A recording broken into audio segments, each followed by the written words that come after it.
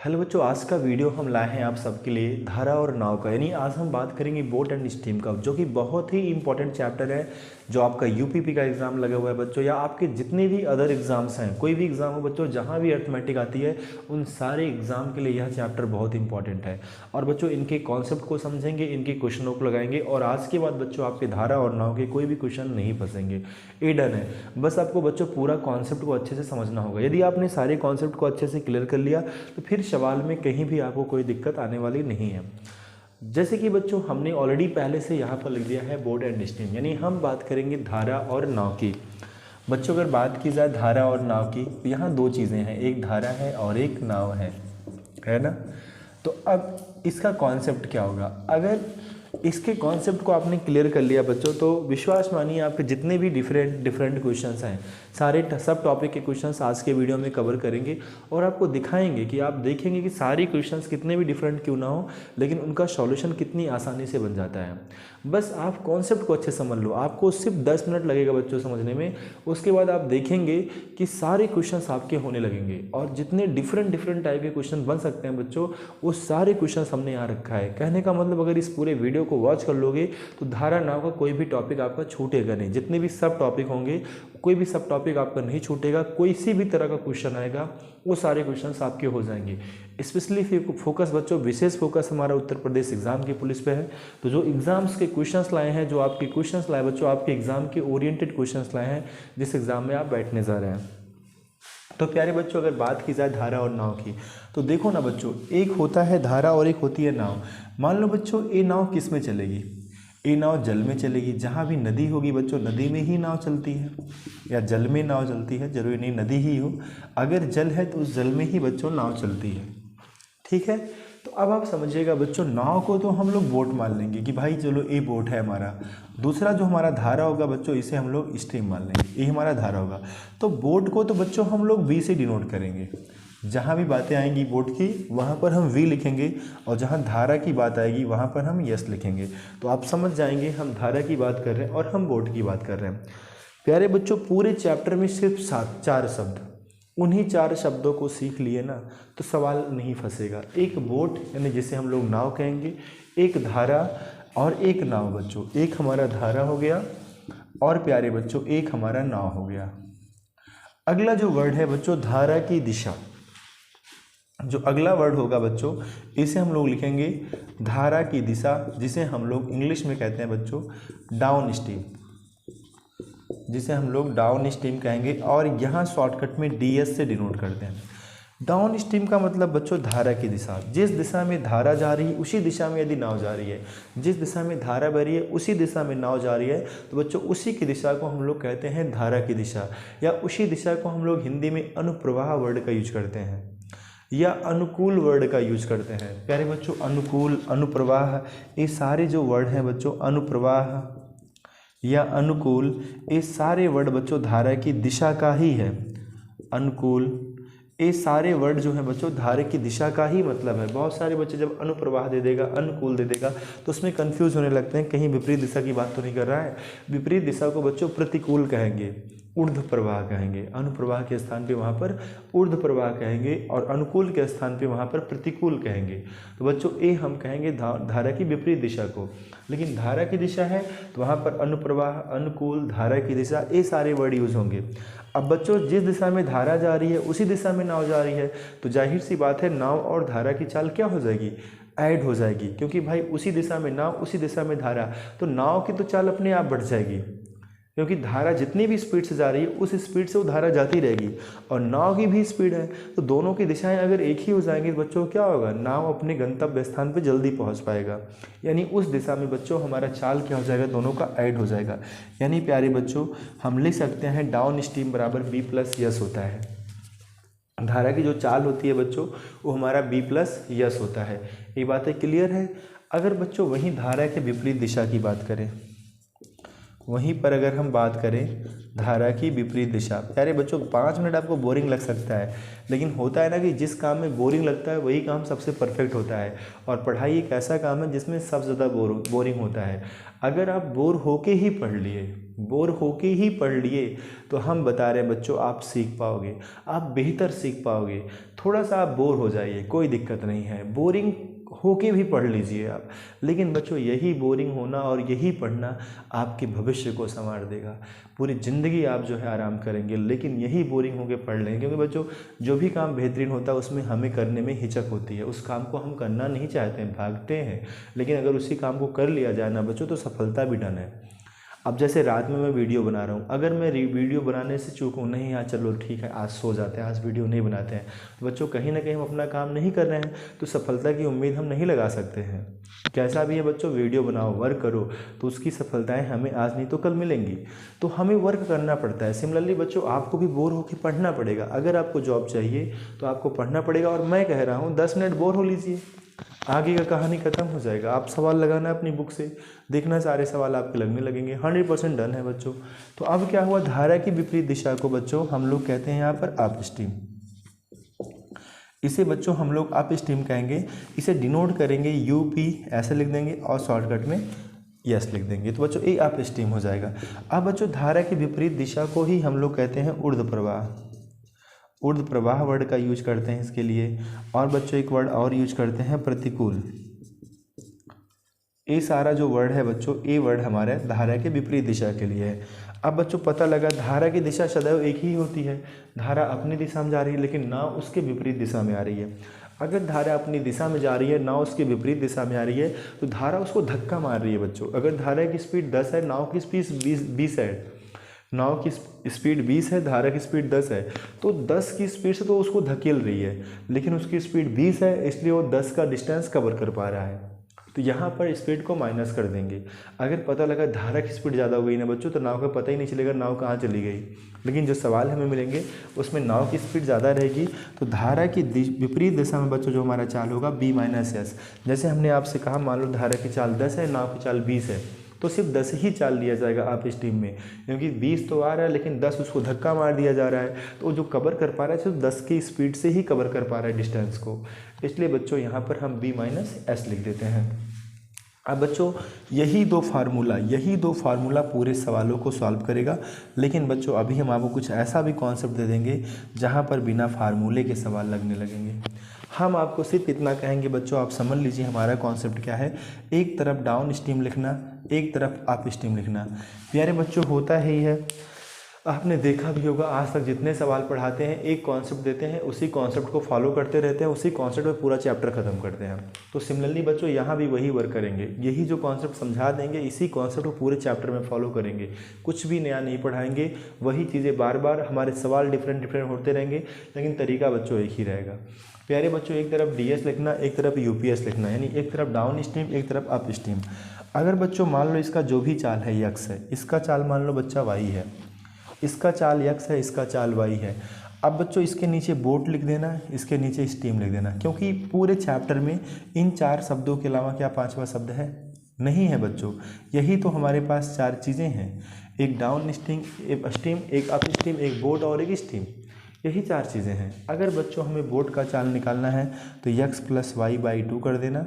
अगर बच्चों धारा का चाल निकालना है तो x - y/2 कर देना। यानी बच्चों अगर हम अगर हम बोट का चाल निकालेंगे, दोनों को जोड़ के आधा कर देंगे, और धारा का निकालेंगे तो बच्चों दोनों को घटा के आधा कर देंगे। इसी बात को याद रखना, आपका सारा सवाल लगेगा। अब आप कहेंगे सर ऐसा क्यों करेंगे, तो ये कहीं अलग से नहीं आ रहा है, ये चीज़ें यहीं से आती हैं।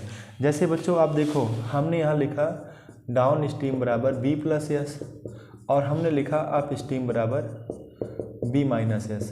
अब बच्चों अगर आप B का चाल निकालोगे तो S कैंसिल होगा कि नहीं होगा, तो आपको मिलेगा 2B।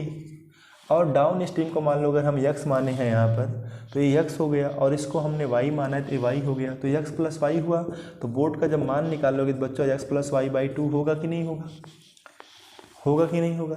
इसी तरीके से बच्चों जब आप इसको सॉल्व करोगे, जब इसको आप सॉल्व करोगे, आप लिखोगे डाउन स्ट्रीम बराबर B+S है और अप स्ट्रीम बराबर B-S है। तो यस को काटना है तो हम यहाँ पर प्लस माइनस माइनस कर देंगे, माइनस, ठीक है। घटाने पर लिखेंगे तो ये प्लस प्लस जुड़ जाएगा, ये प्लस माइनस कट जाएगा, बी को काटना है तो यस यस बच्चों 2 यस हो जाएगा। और यहाँ पर डाउन स्ट्रीम यानी इसका मान तो यक्स माना था, इसका मान वाई, तो ये माइनस हो जाएगा और ये बच्चों 2 हमारा बटे में आ जाएगा। तो प्यारे बच्चों इससे स्ट्रीम का चाल आ जाएगा। तो एक कोई मैजिक नहीं है कि हम आपको कुछ मैजिक देते हैं, ऐसा बिल्कुल भी नहीं है बच्चों। हम उन्हीं जो कॉन्सेप्ट होता है चैप्टर का, उसी कॉन्सेप्ट में से चीज़ों को निकालते हैं। कहते हैं ना मलाई निकाल लेना, जैसे कि हम यहाँ पर पूरे चैप्टर को इसमें देखते हैं कि आखिर है क्या हम ऐसा करेंगे जिससे सवाल हमारे सेकंड में हो जाए। तो बच्चों बस वही चीज़ें हैं, हमने इन चीज़ों को मिला के ही कुछ ऐसा फॉर्मेट तैयार कर लिया जिससे हमारे सवाल अब कम टाइम में हो जाएंगे। अगर हमें धारा का चाल दे दिया, धारा के विपरीत दिशा का चाल दे दिया, धारा के दिशा की चाल दे दिया, तो बोट और स्ट्रीम का चाल सेकंड में निकाल लोगे। कुछ सवाल आपको ऐसे भी देंगे जहां हमें इनकी चाल नहीं पता रहेगी, इनकी चाल पता रहेगी, इनकी चाल निकाल देंगे, या एक का चाल पता रहेगा, इसका पता रहेगा, इन दोनों का नहीं पता रहेगा, तब भी निकाल देंगे दोनों का। बच्चों हर तरह के सवाल रखे हैं यहाँ पर, आपको दिखाएंगे अभी कि हम सवालों को कैसे बनाएंगे। वो सारी चीज़ें आप अभी आज की ही क्लास में सीख पाओगे। वीडियो बहुत लंबी नहीं होगा, सो डोंट वरी, आप सब पढ़ते रहिए। देखो बच्चों, अगर आप रेगुलर वीडियो को फॉलो करोगे, अगर आप हमारे चैनल से जुड़े हो और रेगुलर वॉच कर रहे हो वीडियो को, जितने वीडियोज़ डाल रहा हूँ, तो यूपीपी का एग्ज़ाम निकलने से कोई रोक नहीं पाएगा। आप हमारे सब्जेक्ट में बेहतर करके आएंगे। अर्थमेटिक और रीजनिंग दोनों की गारंटी लेता हूँ बच्चों। अर्थमेटिक दे ही रहा हूँ, रीजनिंग का भी वीडियो लाऊंगा और अभी इनके पार्ट वाइज वीडियोज़ लाऊंगा। अभी बच्चों हम आपके पहले वीडियोज़ हैं, इनके अभी हम क्वेश्चंस कराएंगे, बहुत सारे क्वेश्चंस कराने वाले हैं। तो थोड़ा भी टेंशन मत लीजिए, बस आप रेगुलर बने रहिए, चीज़ों को बेहतर करते रहिए।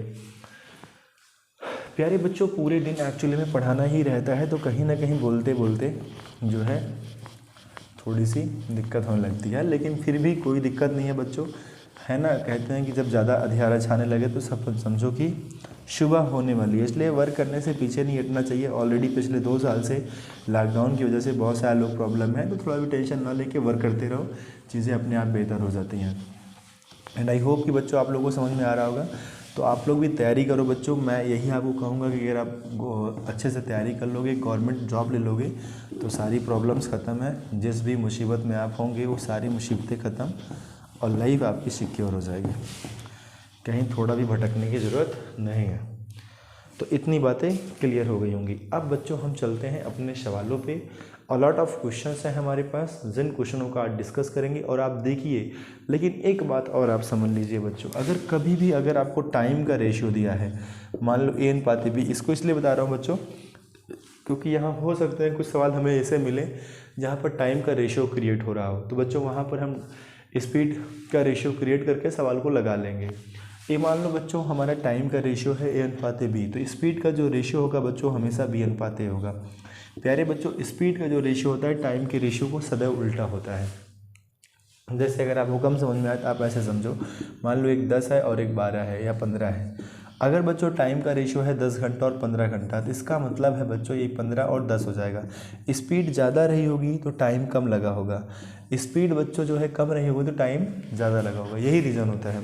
इसलिए बच्चों इनका रेशियो क्या हो जाता है, उल्टा हो जाता है। हालांकि रेशियो का सरलतम रूप लिखा जाता है, इसलिए इसे कट करके हमें लिखना चाहिए, डायरेक्टली ऐसे नहीं। बस समझाना था, समझा दिया मैंने। आई होप कि आप सभी को समझ में आ भी गई होंगी बातें। तो चलो बच्चों, अब चलते हैं आज के इस चैप्टर के सवाल पे। अब हमारे पास बहुत बेहतर सवाल हैं और जितने भी सब टॉपिक के सवाल हैं यहाँ पर वो सारी चीज़ें हम रखे हैं और सारे वीडियोज़ को लगभग 10 से 12 प्रश्न हैं, सारे प्रश्न देख लो। आज के बाद आपका इस चैप्टर का कोई सवाल नहीं फंसेगा, इसकी गारंटी है। प्यारे बच्चों, पहला प्रश्न है जो आपको दिख रहा होगा बोर्ड पे।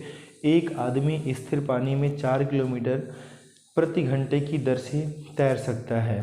यदि पानी की चाल 2 किलोमीटर प्रति घंटे हो तो 10 किलोमीटर ऊर्ध्व प्रवाह तैरने में उसे कितना समय लगेगा। प्यारे बच्चों समझो, यहाँ पर कह रहा है कि एक आदमी स्थिर पानी में 4 किलोमीटर प्रति घंटे की गति से तैर सकता है। तो बच्चों यहाँ पर हमें बोट का चाल दिया है। अब आप कहेंगे सर यहाँ तो आदमी की बात कर रहे हैं तो बोट क्यों मान लिए। प्यारे बच्चों अगर आदमी तैरा तो एक तरह का बोट ही मान के चलेंगे, क्योंकि हमने यहाँ सिर्फ 4 शब्द पढ़े हैं, एक बोट, एक स्टीम, एक डाउन स्टीम, एक अप स्टीम। तो बस इनके अलावा कुछ नहीं मानना। अगर आदमी तैर रहा है, कोई व्यक्ति तैर रहा है, राम तैर रहा है, श्याम तैर रहा है, या कुछ भी बोल दिया, एक व्यक्ति तैर रहा है, तो बच्चों हमेशा उसको बोट मान के चलना कि वो व्यक्ति जो है वही बोट है। उसकी चाल हमें दिया है कि वह जो है बच्चों 4 किलोमीटर 1 घंटे में तैर सकता है। और प्यारे बच्चों हमें कहा गया है धारा की चाल, पानी की चाल। पानी की चाल मतलब बच्चों धारा की चाल। अब धारा की चाल जो है बच्चों 2 किलोमीटर पर आवर है। पता लगा सवाल में राम श्याम बोल दिया तो आप कहेंगे बोट तो दिया ही नहीं है यहाँ पर। आप कैसे लगाएं सवाल, सर ने तो बोट का बताया था, यहाँ तो राम का चाल दिया गया है। तो बच्चों उसके लिए घबराना नहीं, राम तैर रहा है यानी नाव ही चल रही है एक तरह से। तो ये नाव की चाल हो गई 4 किलोमीटर और ये बच्चों स्टीम की चाल हो गई 2 किलोमीटर प्रति घंटे। ये दोनों चीज़ें हमें दी गई हैं। अब कह रहा है बच्चों ऊर्ध्व प्रवाह दिशा में यानी 10 किलोमीटर ऊर्ध्व प्रवाह तैरने में कितना समय लगेगा।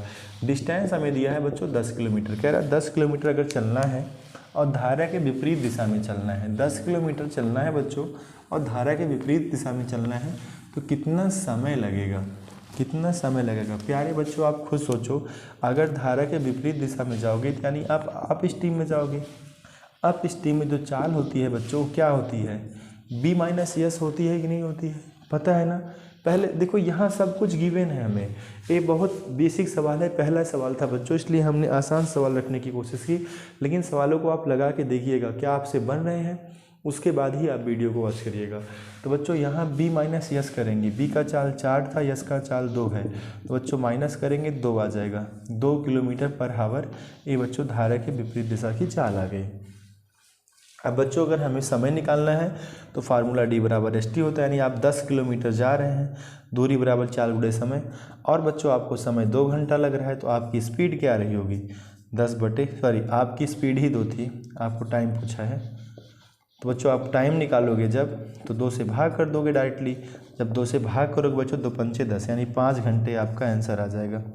2 से भाग करोगे तो बच्चा आपका आंसर क्या आ जाएगा, 5 घंटे आ जाएगा। तो कुछ करना नहीं है यहाँ पर बच्चों, हमें बोट का चाल दिया, स्टीम का चाल दिया, धारा के विपरीत दिशा में जो चाल होती है बच्चों B-S होती है। तो हमें क्या करना है, बोट की चाल में से स्टीम की चाल को घटा देना है, जो चाल हमारी आ जाएगी बच्चों धारा के विपरीत दिशा की चाल आ जाएगी। अब बच्चों हमें 10 किलोमीटर जाना है और 1 घंटे में हम 2 किलोमीटर जाते हैं, जाहिर सी बात है हमें 5 घंटा लगेगा। तो कॉमन सेंस पे सवाल हो जाएंगे, ज़रूरी नहीं कि आप इन सवालों को पेन और कॉपी से लगाएं, आप इन सवालों को ऐसे भी लगा सकते हैं। तो बच्चों क्वेश्चन क्लियर हो रहे हैं। चलिए अगले प्रश्न की तरफ। अगला प्रश्न देखेंगे हम लोग। ऐसे बच्चों हमारे पास बहुत बेहतर प्रश्न हैं, अभी शुरुआत है तो शुरुआत में हमने बेसिक प्रश्न रखने की कोशिश की है, थोड़ा भी डिफ़िकल्ट क्वेश्चन आपको नहीं मिलेंगे। लेकिन जैसे जैसे हम आगे बढ़ते जाएंगे हमारे क्वेश्चन का लेवल बढ़ता जाएगा और इस चैप्टर में जितने भी सब टॉपिक के क्वेश्चन हैं वो सारे क्वेश्चन आपको यहाँ को देखने को मिलेंगे। जैसे बच्चों दूसरा क्वेश्चन है हमारे पास, एक आदमी, सुनिएगा बच्चों, एक आदमी नौका को 8 घंटे में 40 किलोमीटर ऊर्ध्व प्रवाह चलाता है। एक नाव को 40 किलोमीटर 8 घंटे में चलाता है और 6 घंटे में 36 किलोमीटर अनुप्रवाह यानी धारा की दिशा, अनुप्रवाह का मतलब धारा की दिशा, ऊर्ध्व प्रवाह मतलब धारा की विपरीत दिशा में नाव चलाता है। तो धारा की गति क्या होगी बच्चों, कह रहा है फिर धारा की गति क्या होगी। ठीक बच्चों, तो देखो इस सवाल को अब हम लोग कैसे लगाएंगे। एक क्वेश्चन हमारा सेकंड में कैसे लगेगा, बाय द वे आप इस सवाल को ट्राई कर सकते हैं, उसके बाद मैं आपको ये सवाल बताता हूँ। देखो बच्चों यहाँ कहा जा रहा है बच्चों एक आदमी 8 घंटे में 40 किलोमीटर, पहले उसने अप स्टीम की बात की है, फिर बच्चों उसने डाउन स्टीम की बात की है। अप स्टीम के बारे में क्या बोला है कि एक व्यक्ति 40 किलोमीटर जाता है बच्चों 8 घंटे में। अगर कोई व्यक्ति 40 किलोमीटर बच्चों 8 घंटे में जा रहा है तो उसकी चाल क्या हो गई, 5 किलोमीटर पर घंटे, यानी 1 घंटे में बच्चों 5 किलोमीटर जाएगा। 1 घंटे में कितना जाएगा, 5 किलोमीटर। भाई 8 घंटे में आप जा रहे हो, D=ST से ही बच्चों, जैसे दूरी बराबर हमारा क्या होता है, 4 गुणे समय होता है, दूरी 40 है और बच्चों हमारा समय 8 है, तो 8 से काटोगे तो 8 पंचे 40 क्या आ जाएगा, स्पीड आ जाएगा। और किसकी स्पीड आएगी, धारा की दिशा में, क्योंकि उसने बोला है नहीं धारा की विपरीत दिशा में, आप स्टीम की चाल आ जाएगी। कि धारा के विपरीत दिशा में आप जो है 40 किलोमीटर जाते हैं 8 घंटे में। इसका मतलब 8 पंचे 40, आपकी जो चाल है बच्चों धारा की विपरीत दिशा में 5 किलोमीटर पर घंटे है। तो ये आपकी चाल आ गई 5 किलोमीटर पर घंटे अप स्टीम की।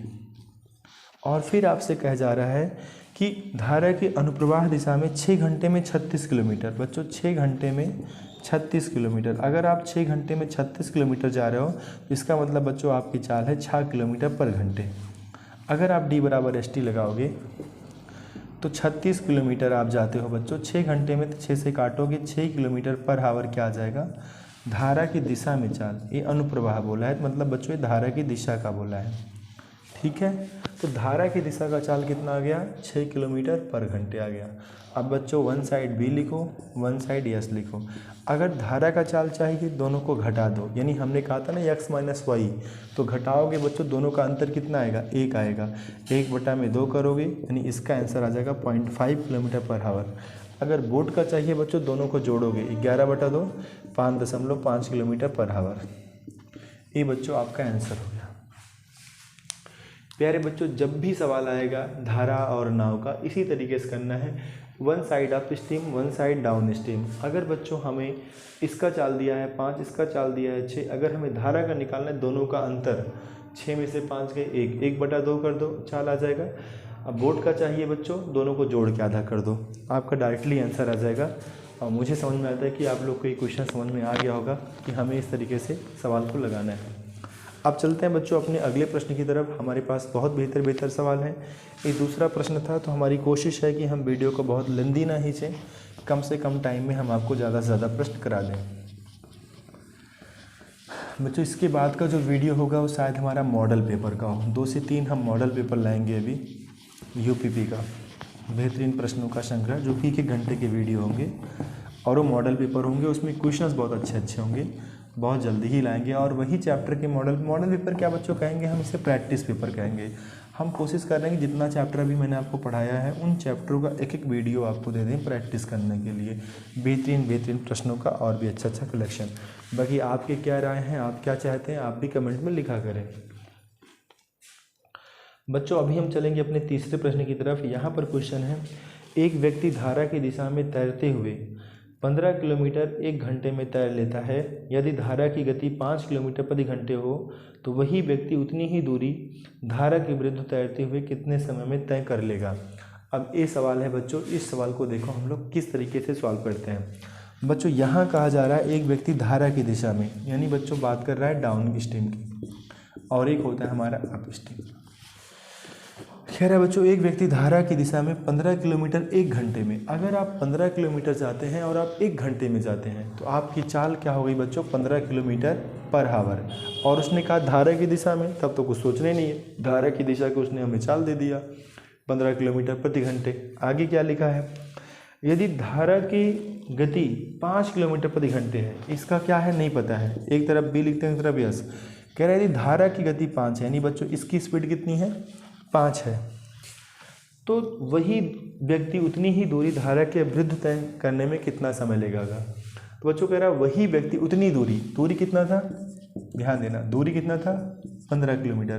कह रहा है वही व्यक्ति उतनी ही दूरी धारा के विरुद्ध का मतलब बच्चों अप स्ट्रीम में तैरने में कितना समय लगेगा। अगर धारा के विपरीत दिशा में तैरेगा 15 किलोमीटर तो उसको कितना समय लगेगा, ये आपको बताना है बच्चों। बाकी इस सवाल में कुछ पता नहीं है, सिर्फ इतना ही पता है। अब देखो इस सवाल को आप कैसे लगाओगे बच्चों, ये बहुत आसान सवाल है प्यारे बच्चों। अगर इसको हम x मान लें तो हमें पता है कि भाई दोनों का हम अंतर देखते हैं और 2 से भाग करते हैं तो धारा का चाल आता है, पहले से दिया गया बच्चों। तो ये 2 यहाँ चला जाएगा, 15 - x = 10 हो जाएगा।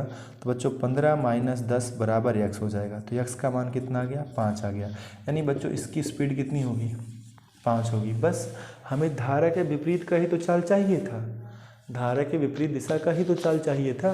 तो बच्चों हमें इसका चाल पता हो गया 5। अब इसका टाइम निकल आएगा 3 घंटा। कितना समय लगेगा बच्चों, 3 घंटा। समझ में आएगी नहीं बच्चों, 3 घंटे में यह व्यक्ति धारा के विपरीत दिशा में तैर लेगा। अब बच्चों अगर इसी सवाल को और तरीके से करना होता तो हम सभी को पता है डाउन स्ट्रीम बराबर होता है B + S, ठीक। और डाउन स्ट्रीम का मान 15 दिया गया है, बी का मान नहीं पता है, यस का मान पता है बच्चों कितना 5, धारा का चाल 5 पता था। तो बी बोट का चाल निकाल लेते हैं बच्चों 15 - 5 करके कि बोट का जो चाल होगा वो 10 किलोमीटर होगा। अब बच्चों अगर बोट का चाल 10 किलोमीटर होगा तो आप स्टीम बराबर क्या होता है, बी माइनस यस होता है, यानी बी का मान 10, यस का मान 5, तो आ जाता 5 किलोमीटर पर घंटे। ये बच्चों दूसरा तरीका था। अब हमें 15 किलोमीटर जाना था 5 की स्पीड से, तो हमें फिर भी समय 3 ही घंटे लगेगा। तो इस तरीके से भी इस सवाल को किया जा सकता था। आई होप कि समझ में आ रहा होगा। चलते हैं अपने 4 पे चलते हैं। जैसा कि क्वेश्चन नंबर 4 है, यदि एक नाव 10 घंटे में धारा की दिशा में 100 किलोमीटर की दूरी चल पाती है और धारा के विरुद्ध 15 घंटे में 75 किलोमीटर चलती है, तो धारा की गति क्या है बच्चों। अब इस सवाल को देखो हम लोग कैसे बनाएंगे। तो बच्चों यहाँ कहा जा रहा है यदि एक नाव 10 घंटे में धारा की दिशा में 100 किलोमीटर, अगर बच्चों धारा की दिशा में जाओगे तो डाउन स्ट्रीम कहा जाएगा। 100 किलोमीटर 10 घंटे में, यानी आपकी चाल है बच्चों 10 किलोमीटर पर घंटे, 10 किलोमीटर पर हावर आपकी चाल है। क्योंकि बच्चों फार्मूला जो होता है वो क्या होता है, दूरी बराबर चाल गुणे समय। और आप 100 किलोमीटर जा रहे हो और आपको लग रहा है बच्चों 10 घंटे, तो इसका मतलब आपकी चाल क्या हो गई 10 किलोमीटर पर हावर। और एक किस दिशा में बच्चों, धारा की दिशा में। और फिर कह रहा है कि धारा के विरुद्ध 15 घंटे में 75 किलोमीटर। प्यारे बच्चों धारा के विरुद्ध जो है 15 घंटे में 75 किलोमीटर, इसका मतलब आपकी चाल है 5 किलोमीटर पर हावर। क्योंकि बच्चों आप धारा के विरुद्ध जब जाओगे तो 75 किलोमीटर जाओगे कितने घंटों में, 15 घंटे में, तो आपकी स्पीड क्या हो जाएगी 5 किलोमीटर पर हावर हो जाएगी। अब बच्चों आपसे धारा की गति पूछा गया है, तो हमने आपसे यही कहा था डाउन स्ट्रीम लिखो, अप स्ट्रीम लिखो। देखो इस सवाल में जो डाउन स्ट्रीम अप स्ट्रीम लिख रहे हैं बच्चों, इसको भी लिखने का कोई मतलब ऐसा नहीं कि आपको डी बराबर एस टी लगाना ही पड़े। सीधा सीधा कह रहा कि 10 घंटे में 100 किलोमीटर, तो इसका मतलब है 1 घंटे में चली गई दूरी ही हमारी क्या होती है, स्पीड होती है। 1 घंटे में हम 10 किलोमीटर जाएंगे। प्यारे बच्चों 75 किलोमीटर अगर हम 15 घंटे में जा रहे हैं तो इसका मतलब हमारी चाल क्या है 5 किलोमीटर पर हावर है। अब बच्चों हमने कहा चाहे आप बोट का स्पीड निकाल लो चाहे स्टीम का, अगर हमसे धारा का पूछा गया दोनों को घटा के हाफ कर देंगे। 10 में से 5 गए 5, 5/2, यानी बच्चों हमारा आंसर क्या हो गया 2.5। अगर हमसे बोट का पूछा गया होता तो हम जोड़ के आधा कर देते, यानी हमारा चाल क्या होता 7.5। तो बच्चों डिपेंड करता है हमसे पूछा क्या गया है। हमसे धारा का चाल पूछा है तो हमारा आंसर हो जाएगा 2.5 किलोमीटर पर हावर, जो कि आपका आंसर होगा। तो बड़े आसान तरीके से सवालों को लगाया जा सकता है। थोड़ा भी यहाँ दिक्कत नहीं है कि बच्चों आपको सवाल को लगाने में दिक्कत आए। तो आई होप कि बच्चों ये सारे क्वेश्चंस आपको समझ में आ गए होंगे कि कैसे लगाना है। बस ज़रूरत है तो आपको इन पे वर्क करने की, खुद से जितना ज़्यादा अभ्यास करोगे उतना आप बेहतर कर पाओगे। अभी बच्चों चलेंगे हम अपने अगले प्रश्न की तरफ। बहुत सारे प्रश्न हैं बच्चों, अच्छे से अच्छे प्रश्न हैं। जितने प्रश्न हैं सारे प्रश्नों का वीडियो एक बार आप वॉच कर लीजिए, फिर आप देखिएगा कि धारा नाव के लगभग जो आपके यूपीपी एग्ज़ाम के लेवल है वो सारे क्वेश्चन हो जाएंगे। हालांकि हम इसका सेकंड पार्ट का भी वीडियो लाएंगे जहां पर हम इनका और भी जिक्र करेंगे, बहुत सारे क्वेश्चंस लाएंगे। तो अभी अगले प्रश्न की तरफ अगर चलें बच्चों, तो यहाँ पर अगला प्रश्न जो है हमारा, ये हमारे अभी तक 4 क्वेश्चन हो गए। तो अगला क्वेश्चन है बच्चों, एक आदमी मतलब बोट ही समझना है बच्चों। एक आदमी स्थिर पानी में 10 किलोमीटर प्रति घंटे की दर से नाव चला सकता है यदि उसे 24 किलोमीटर दूर स्थान पर जाने में भी 5 घंटे लगते हैं, तो धारा की गति क्या है बच्चों, पानी की धारा की गति क्या है। प्यारे बच्चों समझो, कह रहा है कि एक आदमी स्थिर पानी में 10 किलोमीटर पर घंटे की दर से नाव चला सकता है, यानी बोट का जो स्पीड हो गया बच्चों वो 10 किलोमीटर पर हावर हो गया। ये हमें बता दिया गया कि एक नाव की जो चाल है बच्चों 10 किलोमीटर प्रति घंटे है। इतनी बातें क्लियर है। अब हमें कह रहा है कि एक आदमी 24 किलोमीटर दूर एक स्थान पर जाने और लौटने में 5 घंटे लेता है। जैसे बच्चों इस सवाल में क्या कह रहा है, एक आदमी है 10 किलोमीटर प्रति घंटे की गति से तैर सकता है, तो ये बच्चों उसकी चाल हो गई। अब कह रहा है वही व्यक्ति 24 किलोमीटर जाएगा और वहाँ से फिर रिटर्न हो जाएगा, तो आने और जाने में जो टोटल समय लगा बच्चों उसको 5 घंटा लगा। 5 घंटा लगा तो धारा की गति क्या है। अब समझो बच्चों, एक हम निश्चित दूरी जाते हैं और बच्चों यहाँ से फिर वापस आ जाते हैं, तो आने और जाने में जो समय लगा बच्चों 5 घंटे लगा। तो दूरी क्या है। अब बच्चों दूरी हमें नहीं पता, तो दूरी हमने x मान लिया। भाई अगर हम धारा की दिशा में जा रहे हैं, धारा की दिशा में जा रहे हैं, तो बच्चों उसका मतलब हो जाएगा डाउन स्ट्रीम, यानी यक्स दूरी जाने में जो समय लगेगा बच्चों वो हमें लगेगा बी प्लस यस लगेगा। समझो बच्चों, क्योंकि एक ही फार्मूला होता है दूरी बराबर चाल गुणे समय। अगर हमें समय निकालना है तो हमें लिखना पड़ेगा दूरी बटे समय, दूरी बटे चाल। अगर हमें समय निकालना है तो दूरी बटे चाल। अब बच्चों दूरी यक्स है और धारा की दिशा में जो चाल होगी वो बी प्लस यस होगी, जिसे हम लोग डाउन स्ट्रीम कहते हैं। और बच्चों अगर हम यक्स ही किलोमीटर फिर रिटर्न हो रहे हैं तो बच्चों हम धारा के विपरीत दिशा में आएंगे तो वहाँ जो चाल हो जाएगी बी माइनस यस हो जाएगी। यहाँ पर लगा समय हमारा बी माइनस यस होगा। अगर धारा की दिशा में जाएंगे तो बच्चों हमारा चाल बी प्लस यस होगा और धारा के विपरीत आएंगे तो बी माइनस यस होगा। ये बच्चों जाने का समय है, ये लौटने का समय है। जाने और वापस आने का मिला के जो समय है बच्चा 5 घंटा है। दोनों का जो समय मिला के है 5 घंटे है। अब बच्चों आप समझिएगा, इस सवाल में आपको यक्स का मान दिया गया है 24 किलोमीटर। यक्स का मान आपको शायद 24 किलोमीटर दिया गया है कि भाई दूरी 24 किलोमीटर है, तो हम यक्स के स्थान पे 24 लिख दिए कि भाई इसका जो डिस्टेंस है वो 24 है। अब बच्चों बी का मान हमें पता है 10 है, यस का मान नहीं पता है। और बच्चों 24 तो है ही, बी का मान पता है, यस का मान नहीं पता है, 5 घंटा आना चाहिए। तो बच्चों अगर इस इक्वेशन को सॉल्व करोगे तो यस का मान आ जाएगा। लेकिन बच्चों इसके इक्वेशन को सॉल्व करने में कहीं ना कहीं बहुत समय लग जाएगा। तो यस का मान यहाँ एज्यूम करो। एज्यूम कैसे करें, यानी ऐसा वैल्यू रखो कि बच्चों यहाँ पर ए वैल्यू कट जाए, यहाँ पर ए वैल्यू कट जाए और जोड़ के 5 आ जाए। तो यस का मान अगर 2 रख दिया जाए बच्चों तो क्या कैसा रहेगा, देखो 10 और 2 मिलके क्या हो गया 12, और 12 से काटोगे बच्चों 12 दूना 24 होगा। और बच्चों 10 माइनस 2 करोगे तो 8 आएगा, 8 से काटोगे 8 त्रिक 24 आएगा और 2 3 मिलके 5 हो जाएगा बच्चों। इसका मतलब यस का मान 2 हमारा सही है, यानी बच्चों धारा की जो चाल होगी 2 किलोमीटर पर आवर होगी। प्यारे बच्चों, जब इस सवाल को आप लगाते ना तो आपको पता चलता है सवाल कितना डिफ़िकल्ट है, लेकिन इस नियम के थ्रू अब आपको समझ में आ गया होगा कि सवाल को कैसे लगाना है और कैसे इसे कम टाइम में करना है। तो यही सवाल जो आपका डिफ़िकल्ट है बच्चों वही आपका आसान बन जाएगा। बातें क्लियर हो रही हैं बच्चों? चलें अगले प्रश्न की तरफ। चलो चलते हैं अपने अगले प्रश्न की तरफ। ऐसे ही बच्चों हमारे पास धीरे धीरे क्वेश्चन का लेवल बढ़ रहे हैं और डिफरेंट क्वेश्चन आएंगे।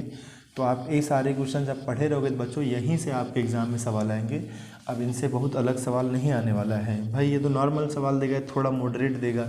तो ऐसे ही सवाल आपके देते हैं बच्चों धारा नाव से। बच्चों एक दूसरा सवाल अब लेंगे धारा नाव का हम। यहाँ पर जैसे हमारा अगला प्रश्न है बच्चों, यहाँ पर कहा जा रहा है एक व्यक्ति 6 किलोमीटर प्रति घंटे की गति से स्थिर पानी में नाव चला सकता है। यानी बच्चों एक बोट का चाल दे दिया है 6 किलोमीटर पर आवर, ठीक है।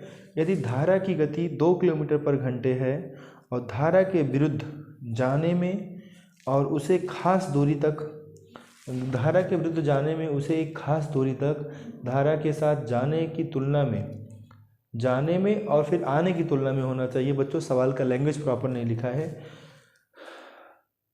धारा की दिशा में जाने में उसे एक खास दूरी तक धारा के साथ वापस आने में की तुलना में 3 घंटे अधिक लगते हैं, तदनुसार वह दूरी कितनी है। यहाँ पर सवाल का लैंग्वेज थोड़ा सा प्रॉपर लिखा नहीं है, जबकि सवाल का कहने का मतलब ये है बच्चों एक खास दूरी जाएगा तो जाने में जो समय लगेगा उसके वापस आने में लगे समय से, मतलब जो आप वापस आने में लगा समय होगा बच्चों वो उससे जाने वाले समय से 3 घंटा ज़्यादा होगा। क्योंकि बच्चों अप स्ट्रीम में जो समय लगेगा वो ज़्यादा लगेगा, डाउन स्ट्रीम में समय कम लगेगा। अगर वही दूरी आप जाओगे और वही दूरी आप वापस आओगे तो वापस आने में जो लगा समय होगा बच्चों जाने वाले समय से 3 घंटा ज़्यादा होगा। लेकिन यहाँ दूरी नहीं पता है और आपसे पूछा क्या है, दूरी क्या है बच्चों। जैसे मान लो ए स्थान है और ये बी स्थान है, यहाँ से हम यहाँ जाएंगे और धारा की भी दिशा मान लो यही है, तो इसका डिस्टेंस क्या हमें नहीं पता, हमने एक्स मान लिया और यही दिशा हम वापस होंगे। ए अप स्ट्रीम हो गया, मान लो ए डाउन स्ट्रीम था और ये बच्चों हमारा अप स्ट्रीम है। तो अप स्ट्रीम में जो हमारा समय लग रहा है जाने वाले समय की तुलना में 3 घंटा ज़्यादा लग रहा है। तो ज़्यादा समय किस पे लगेगा, अप स्ट्रीम में। डाउन स्ट्रीम में कम समय लगेगा। वैसे ही बच्चों हमेशा डाउन स्ट्रीम में हमारा कम समय लगता है और अप स्ट्रीम में सदैव हमारा ज़्यादा समय लगता है।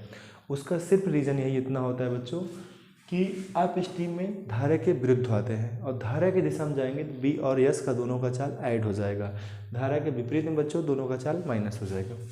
ठीक, अब आप मेरी बातों को समझिएगा बच्चों। यहाँ पर कह रहा है कि यदि धारा की चाल, अच्छा बी का मान हमें दिया गया है बच्चों कि बी का जो मान है 6 किलोमीटर पर घंटे है और यस का मान दिया है 2 किलोमीटर पर घंटे। दूरी पूछा तो कोई दिक्कत ही नहीं बच्चों। अब आप समझो बच्चों, आप इस टीम की बात करेंगे तो हम लिखते हैं बी माइनस यस, यक्स दूरी मानेंगे। और बच्चों दोनों के समय का जो अंतर है वही 3 घंटा है। अगर यहाँ 3 घंटा ज़्यादा लग रहा है जाने की अपेक्षा में वापस आने में, तो हम कह सकते हैं दोनों के समय का अंतर 3 घंटा है। भाई मान लो जाने में 10 घंटा लगा, आने में 13 घंटा लगा, तो बच्चों 3 ही घंटे तो अंतर आया। जो 3 घंटे का अंतर आया वो आने और जाने का है, आने और जाने का है। तो बच्चों वापस आने में अप स्ट्रीम में उसको समय ज़्यादा लगा होगा। तो अप स्ट्रीम और डाउन स्ट्रीम का जो समय का अंतर है बच्चों वो 3 घंटे का है। तो इस तरीके से सवाल को लिख लेंगे। यक्स का मान नहीं पता है, बी का मान पता है 6 माइनस 2, यस का मान 2, और यहाँ पर बच्चों यक्स का मान नहीं पता है, इसका मान पता है 6 प्लस 2। अगर बच्चों इसे हम लोग सॉल्व करेंगे तो यक्स बटा में 4 आ जाएगा और यहाँ पर बच्चों यक्स बटा में 8 आ जाएगा बराबर 3। बच्चों एलसीएम ले लोगे 8, तो 4 दूनी 8, 2 यक्स, 8 एक अन्नम 8 एक्स, यक्स आ जाएगा। बच्चों यहाँ 2 में से 1 यक्स आएगा, यक्स आएगा 8 त्रिक 24, यक्स का मान 24, यानी हमारा दूरी कितना हो गया बच्चों 24 किलोमीटर। और इस तरीके से इस क्वेश्चन को आप लगा लोगे। तो प्यारे बच्चों समझ में आ रहा है कि नहीं आ रहा है प्रश्न? ये देखो प्रश्न हमारा एकदम अलग प्रश्न था। तो ऐसे बच्चों अब हमें अलग अलग प्रश्न मिल रहे हैं, लेकिन सारे प्रश्नों को आप बना लोगे अगर थोड़ा सा कॉन्सेप्ट क्लियर है तो कहीं कोई दिक्कत आने वाली नहीं है। एंड आई होप कि बच्चों सवाल क्लियर हो गया होगा। अभी हम लोग चलेंगे अपने अगले प्रश्न की तरफ।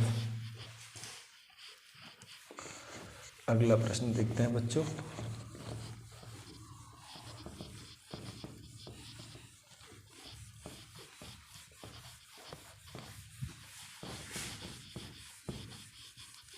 प्यारे बच्चों अगला प्रश्न हमारा जो है एवरेज से है।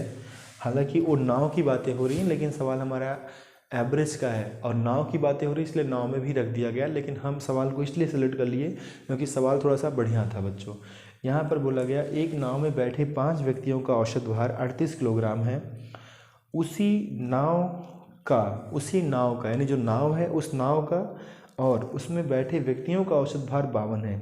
यानी बच्चों अगर नाव का भी वेट गिन लिया जाए और व्यक्तियों का भी वेट गिन लिया जाए तो उनका जो औसत भार आएगा वो 52 आएगा। तो हमसे कह रहा है नाव का भार क्या है। जैसे बच्चों 5 लोग थे, 5 व्यक्ति थे, इनका औसत दिया है। इनका अगर योग निकालना है बच्चों तो औसत में संख्या का गुणा करते हैं। औसत कितना दिया है इनका 38 दिया है, 38 में 5 से गुणा कर देंगे, इनका योग आ जाएगा 5 अठे 40, 5 3 15 4 19। यानी इन सब का वजन जो था बच्चों 190 किलोग्राम था। अब 5 व्यक्ति आ गए और प्लस बच्चों नाव भी आ गया, तो लोग तो 6 हो गए, नाव को लेके 6 लोग हो गए। इनका जो औसत दिया बच्चों 52 दिया है, इनका औसत 52 दिया है। तो अब इनका योग निकालेंगे, 6 दूना 12, 6 पंचे 30 और 1 31, 312 किलोग्राम हो जाएगा, किलोग्राम। ठीक बच्चों। अब बच्चों सोचो इसमें 5 व्यक्ति का जो वज़न है वो 190 है और नाव को जोड़ने पे 312 हो रहा है। अगर 5 व्यक्ति का वज़न हम यहाँ से घटा देंगे तो 9 में से 11 में से 2 गए 9, 122 जो किलो आएगा बच्चों, किसका वज़न आ जाएगा, वही हमारा नाव का वज़न हो जाएगा।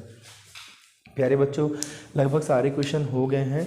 6 से 7 प्रश्न हमने आपको कराया है इस टॉपिक का, क्योंकि बच्चों और क्वेश्चनों का कलेक्शन अभी अच्छे से नहीं कर पाए थे। तो हमने कहा वीडियो कंटिन्यू जा रहा है तो उसका रुकना नहीं चाहिए, वीडियो अब जा रहा है जाता रहेगा। तो इसलिए बच्चों हमने आज थोड़ा सा इमरजेंसी में फटाफट वीडियो को बनाया और इनके क्वेश्चंस को कलेक्ट किया। तो अगला जो वीडियो आएगा धारा और नाव का, उसमें हम सिर्फ क्वेश्चंस लाएंगे, वहाँ कॉन्सेप्ट की बातें नहीं होगी। और क्वेश्चन बच्चों बहुत ही बढ़िया बढ़िया क्वेश्चंस आएंगे, तो आप उनको जब वॉच करोगे तो आप बहुत बेहतर सीख पाओगे। तो आज के वीडियो हम बच्चों बस यहीं तक करेंगे। सो आप सभी बच्चों को थैंक यू वीडियो को देखने के लिए। वीडियो को शेयर और सब्सक्राइब जरूर करिएगा बच्चों, शेयर जरूर कर दिया करो बच्चों, इससे थोड़ा सा लोग आएंगे, रीच पहुँचेगी। तो हम जल्दी ही आपके लिए लाइव क्लास प्रोवाइड कराएंगे, आधे घंटे की पर डे शाम को लाइव क्लास प्रोवाइड कराएंगे। सो थैंक यू बच्चों, आज के लिए इतना ही। जय हिंद प्यारे बच्चों।